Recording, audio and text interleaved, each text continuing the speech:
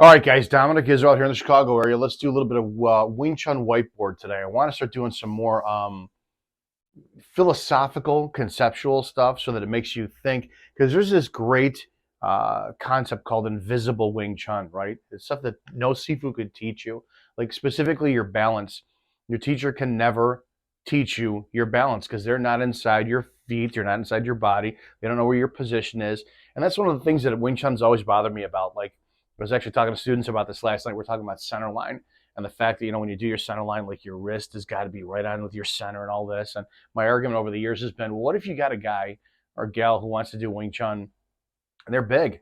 I mean, their shoulders are wide. They're 400 pounds. They're still they want to do it. You're going to say, I can't teach you Wing Chun. Well, you're going to get them on center as best they can as long as they conceptualize the line. So one of the biggest problems with Wing Chun and everything else over the years is, so many people who are teaching, they don't teach the conceptual aspects of it or the invisible stuff that you can't teach, or at least talk about it so the student can discover the path. And it's always the structure based off of the physicality. One of the things I really want to talk about is the triangle, which I think is the most important aspect of Wing Chun for your structure when you're learning. Like I said, when you go back to balance, I'm 5'7", I'm 225 pounds. I got a thick midsection. I'm flat-footed. I got an instep, right? So I have no arch in my feet. My feet actually rest like this. So if you ever see like a pair of my shoes, if I'm not wearing any type of orthotics, the front of them will wear down very, very fast. So if we're doing like the Yiji Kim Young Ma stance, and the first teacher I had said, you want to keep all 9 points of your foot flat on the earth at the same time. That's not an option for me. It's not possible, right? And if we're doing the 90-10 split in your weight distribution for your feet, or 70-30, it's not possible for a guy like me because all that pressure will go to the inside, and I got to purposely rock to the outside to counterbalance it, and I'm not going to be able to transition, my center, if you will, my pole, and my core. And it's not going to be possible. That's why for me, the 50-50 stance is everything. And we'll get into that today a little bit too. Remember, just a concept off the bat, there's only two types of energy out there in fighting. There's grappling energy and striking energy. That's it. Wing Chun is a grappling art, 100%. I was a wrestler from the ages of 12. I still am a wrestler, and I started Wing Chun in 1998. It's not, I mixed my wrestling with Wing Chun and all that. It's just there's wrestling and grappling applications in Wing Chun. I talked about that in the last video when it came down to the energy from the Wu Sao, drawing your energy in, but going forward at the same time. Also, one of the more important things I think about when you talk about stuff, and I should finish my thought because I'm going to be all over the place here. The concept for the balance, right? So no teacher was ever able to teach me balance. I had to discover it over time. That's invisible Wing Chun. That's the stuff you can't teach. That's the point. That's the point of doing videos like this. Is I can only lay out the concept for you, and you're gonna have to start thinking, how do I apply this into my Wing Chun? That's why every time we see a demo, all you guys want to see sparring. Show me it in sparring. Show me it in sparring. What proof does that offer you? Because let's just say, for argument's sake, let's say that Donnie Yen comes tomorrow and he walks into MMA, and he's been training Wing Chun for the last 10 years because he's now the new Ip Man. And let's just say he makes every single Wing Chun move work. He goes in there, he becomes world champ in MMA, and he does a perfect bong sao, perfect punch, perfect pak sao, perfect fak. He does all this. You guys are going to go, oh my gosh, I guess Wing Chun works. And can you do it? Can you do it? I mean, the whole argument with show it to me in sparring is one of the stupidest things out there. And if anybody is new to my content, yes, I was a competitive wrestler. Yes, I boxed for a little bit. I've been doing Wing Chun since 1998, and I'm a retired police officer. And I used to work in 4 a.m. bars. I have no desire to prove my skills anymore. It's just not worth my time. And not to mention the fact, one of the biggest things is 99% of us will never get in fights. 99% of you will never, ever, ever get in a fight. So you train your martial art for the pure joy of it, and you hope that you never wind up using it. But again, I'm all over the place. I get ahead of myself a little bit. All right, I want you to look at this. This is my opinion. These are the points that you really need to pay attention to and focus on when you're training your stance for Selim Tao, okay? And I want you to think about this. These are your shoulders. These are your elbows. These are your wrists. Those are your hips, knees, and ankles. And obviously, they're going to form you. Right? You're going to connect the dots here. These are your hips, knees, and then, down to your ankles. Those are all the points that you want to focus on when you're doing anything, your form, you name it. And I want you to think about the concept of a pyramid and a tripod. Like right now, my phone is on a tripod. It's got 3 legs and it's got the center pole that's going right down the middle. So if you look at this from a side view, you're going to have your head, your spine, that's the phone and the tripod, and then your legs, right? And I'm not going to, you have to picture the other leg, is out on that other side, and excuse the drawings. It is what it is. But you get the concept. It's a side view, right? So we're going to limit this to one leg here. The point when you're winding and your form, here's your elbow, and then there's your wrist out there too. You have to think of this as dynamic, as having a support in every single possible thing you do. I'm not going to be able to cover this. There are infinite possibilities in what I'm about to show you. What we really want to focus on is the grappling energy for Wing Chun, because when you really think about it, for those of you who have ever been in a fight, I think so many of you think that you're going to wind up getting in an MMA fight and squaring off with people. Almost every single confrontation I've been sucker punched once. I was at a bar in it was 2001. It was right before I became a cop. Guy sucker punched me. I went, oh my God, I just got hit. And I was like, that was crazy. Didn't even see it coming.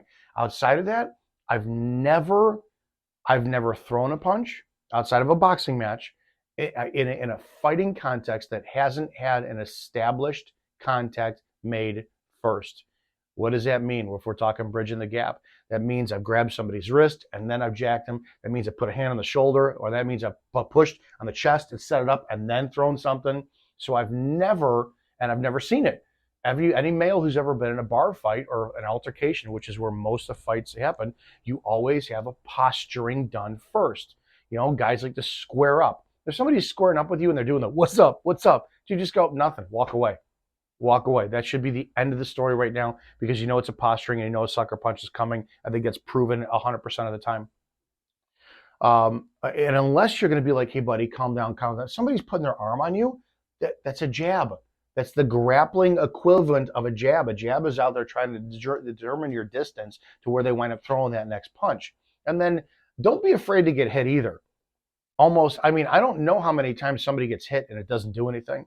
It's for a couple different reasons. People don't know how to hit. They don't know how to put their body behind it. If we're talking street fights here, it's like so many of you are afraid to get hit. Take the fucking hit, for the love of God. And we'll get into that later on too. If you guys think that you're going to magically escape a fight without getting hit, you're out of your mind. Unless you're Light Burley. I'll plug him on this one. Make sure you go to check out Into the Dojo too, by the way.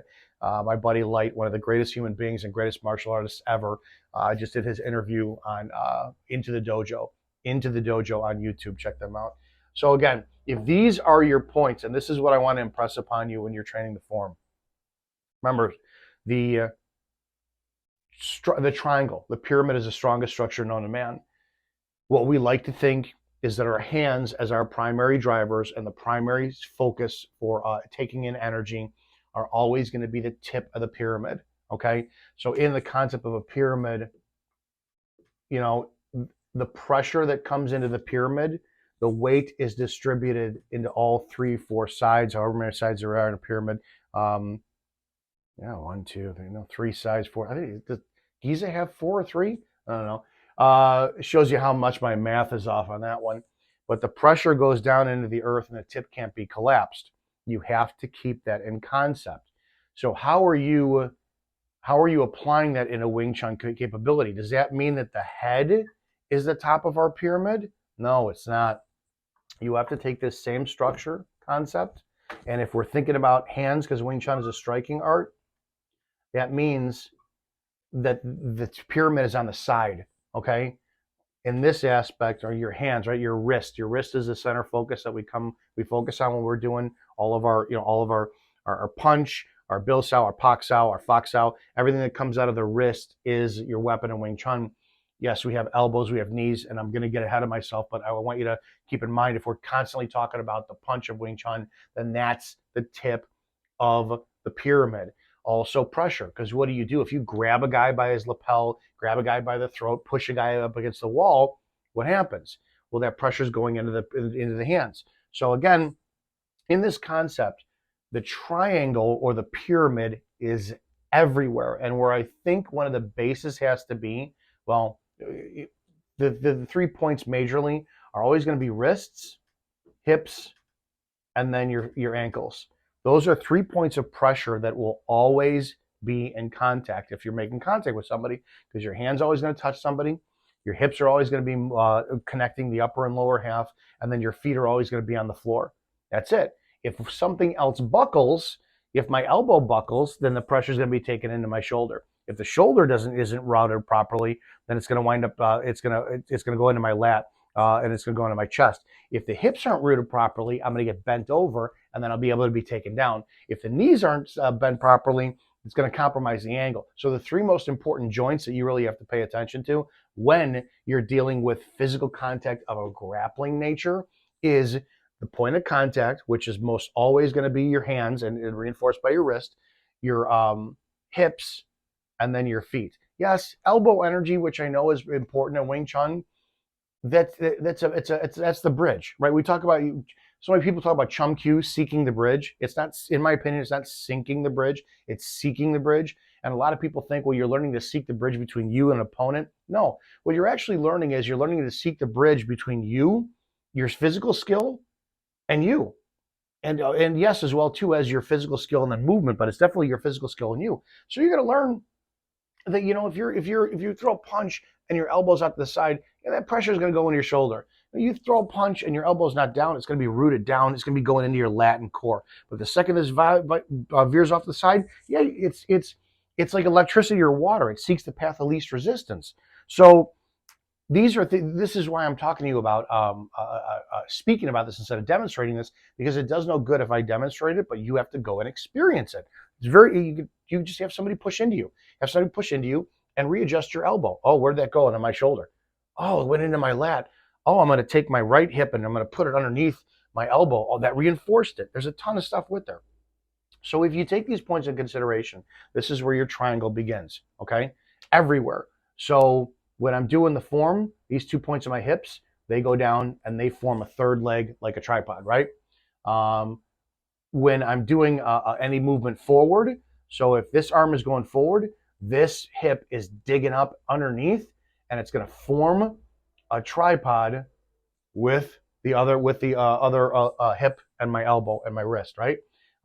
If I do any type of movement with the footwork and I turn right, well then these 2 points of my hips form the tripod going that direction. If I throw a punch out, somebody, I can't give you any scenario, right? I grab somebody, they're pushing into me. Well, the same side, if this side is pushing into somebody, that means that point of contact is here. It's going to go into the shoulders here, right? But then this is 3-dimensional. I know you guys can't see this. This is why it's conceptual all the time. My same side elbow or same side hip is going to reinforce that elbow. This is going to reinforce that elbow. At the same time, these are reinforcing this, and they're reinforcing this. And this is why this is so dynamic and why I love this art and why pressure is so important. Because when you start putting in your body, and I want you to see it from a side angle too, the hips are going to reinforce here. The hips are going to form another leg coming down for your base, and they're going to form up here too. This is a side view, right? And it's all to support your spine. So this is why I love this art and why so many people are full of shit when they just do demos. They want to talk about sparring, because you're talking about striking energy. Yeah, you get hit on the button, everything's going to be shook up, and you're going to be like, I don't know, you're going to have to go what the fucking time of day or year it is, right? But the grappling energy is the most important energy to learn, which nobody really teaches in Wing Chun, but it exists in Chi Sao. It exists in Chi Sao. I'm going to tell you, you go up to sit there. What's one of the first things that men do in fights? They grab other men's wrists. Why do they do that? Because they know the hands fly. Every time you see like 2 guys out at Disney World or something and they're fighting, you're going to see a guy grab another guy's wrist to prevent him from moving his arm, because they know this is where the end of the power is going to come from. So if you're making contact with somebody and then you start and get with your training partner, have them give you a little bit of pressure, face them, turn away from them, see how that affects your body. face them. If you got your right arm forward, dig your butt cheek under, your left butt cheek under, and shoot. Shoot that hip right up underneath your elbow and your shoulder to reinforce it. And now you're forming, and I know you can't see my hip, a visual pyramid, a triangle. And then put this into your other shoulder and learn to use your body dynamically with three-dimensional concepts that all root from your hips and your spine, drawing energy up from the earth, putting pressure back into your target. This is extremely conceptual, but you have to understand at the what's the very first thing we do in the first form? You define your center fighting line. Well, can you see my pyramid? In both aspects of it, and then going down to my hips. The second you do that, we're defining our center fighting line. You have your center line, your shoulders. You got first movement, but your arms cross. Okay, there's your pyramid. It goes from your shoulders down to your wrists, right? And then the second movement is the hands come back up. So then you're having the wrists out like this, and then the elbows are out at this point now. That's still a dynamic pyramid that's going to be going top and bottom. And then it roots at your hips that reinforce it. The pyramid is everywhere in you. So the one thing that you really have to understand is that you're learning invisible Wing Chun. It's all about your balance. And when people talk about pressure testing, there's two aspects of it. Yeah, are you going to fold under pressure? You start getting that sparring, flying energy at you. Are you worried about doing your bong tan or whatnot? Or are you worried about getting in, bridging the gap, smothering, which we'll talk about in another video, which people just do not know how to do in Wing Chun because they don't know how to take in grappling energy without going down to the ground. And what if I told you that that Wing Chun, the pressure absorption you learn from Wing Chun is the answer for anti-grappling, because it teaches you how to take pressure without being collapsing your structuring and being taken out of the ground. I've done this. I don't know. Yes, and my background helps from wrestling because I already understand how to take that in a dynamic context, but then apply it to a Wing Chun frame. It's completely it's there. It's all there. Understand your triangles are everywhere. You have to self-explore them. Everything. Your shoulders forward, down, up, down. It's triangle. You got the tripod in front of you, behind you with your spine. Your hips dig under one elbow, underneath another elbow, everywhere. So go out when you're training and start to do pressure. Even when you chi sao, start rolling more. Feel where your hips are at. If you are chi saoing, ask your partner to give you slightly more pressure coming in. Turn your shoulders off. Put the energy in your elbows and let it sit there and brace. And then say, all right, how do I feel with my left elbow being supported by my left hip? How do I feel if I recruit my right elbow or hip and I put it underneath my elbow? All right, that's one side. Now the same side, do it dynamically. Well, my elbow's up here. Where's the triangle? 1, 2, 3. The hip comes up underneath here, 4. This shoulder recruits 5. There are infinite triangles within you, and they form the pyramids that form your structure for Wing Chun.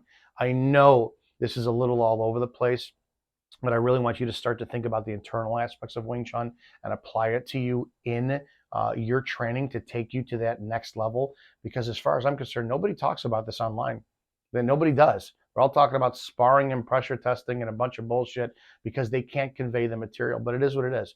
All right, guys. I hope this had value. You hit the like button, hit that bell so the new notifications come out. Make sure you subscribe if you haven't yet. Comment below. I love reading your comments. I'll see you guys on the next video.